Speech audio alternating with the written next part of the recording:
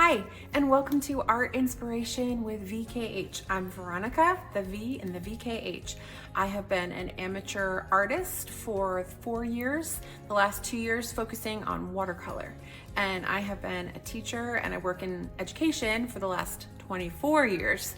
So I love teaching and I love art. So welcome to my channel and welcome to Art with me. Okay everyone, this video is about prepping your workspace and getting your paper started when you are ready to do your watercoloring. So I have some of these things I already talked about a little bit in my other videos, but I just wanted to show you how I would actually prep the paper and then how I lay out my space. So to prep your paper, this is my paper that I like to use right now, Canson watercolor. There's 30 sheets in a pack. It's 9 by 12 and it's 140 pounds. There's better quality paper, but I think this does the job nicely. And I have this cardboard board that can just be reused over and over again as my painting board. You can get a wooden board if you want or whatever. I like the cardboard board to work on.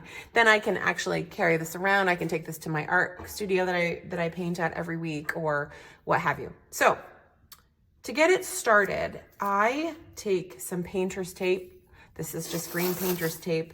And I go around the outside and I'm gonna take, this is like a 1-inch border.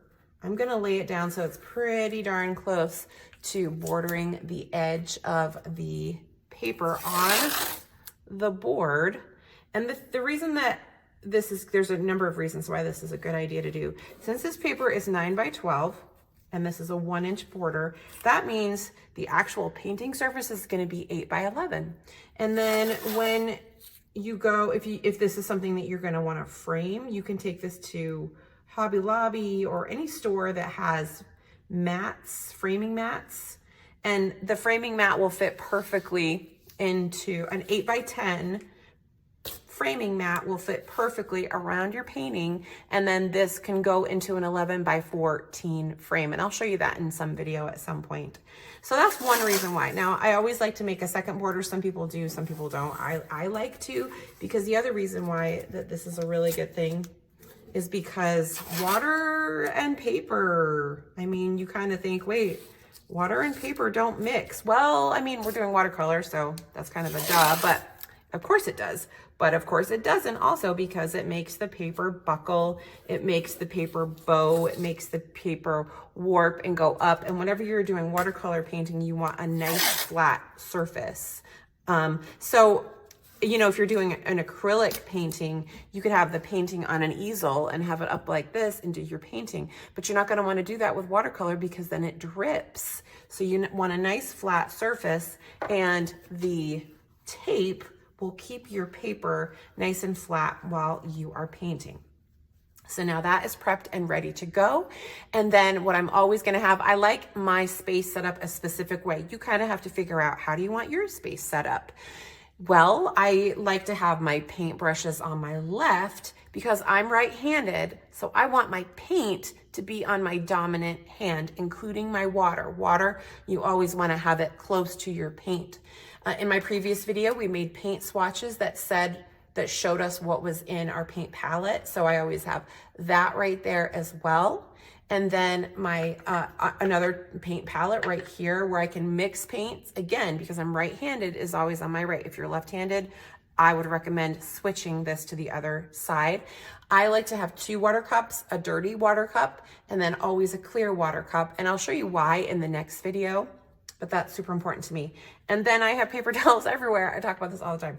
Paper towels are here, and you can reuse the paper towels. You do not have to throw them away at the end of your session because they will dry just like your paper, so you can recycle them and use them a gazillion times. So if you're worried about the environment, that is something benefit. Now, if you're super worried about the environment, get some cloth and use some cloth instead of paper towels.